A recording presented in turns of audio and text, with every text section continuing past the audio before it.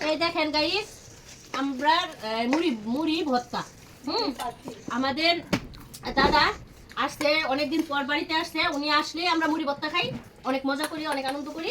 তো আজকে ওই যে মুড়ি ভর্তা যদি আজকে মুড়ি ভর্তা খাইতেন আজকে না সব সময় উনি খুব সুন্দর করে মুড়িটা ভর্তা করে এত টেস্ট লাগে এত ভালো লাগে যা মানে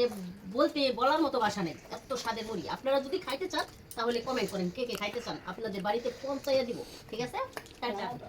মামার হাতের মুড়ি এত মজা যে খাইবো হে কাছে তো বারবার খাইতেই চাইবো যে নইটা ওকে নেই কাছে দাই আচ্ছা খাইতে খাইবো জল হাতে মুড়ি এত মজা যে আপনারা একবার খাইলে বারবার আর খাইতে মন চাইবে আমি খাইয়া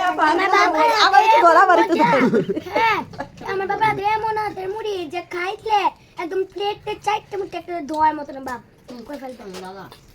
আসেন আপনারা আমার হাতে মুড়ি খাই দেখেন